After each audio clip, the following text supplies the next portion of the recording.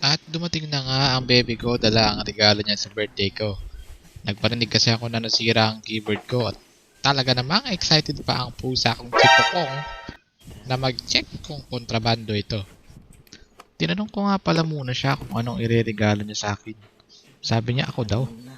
Ako nga talagang walang ya. Nasanay na rin kasi akong siya yung regalo ko tuwing birthday ko. Pero nagagalak talaga ako kasi may cover case pang kasama. Napaka-aesthetic talaga. Hindi na rin maantay ni Pukong na upuan at sakupin yung box niya. Kung likod-kutan yan. Kung likod-kutan yan.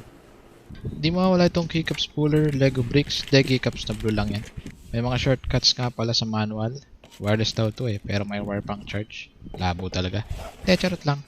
2.4 GHz, USB Type-C, and Bluetooth connection para sa tumatagal na relasyon.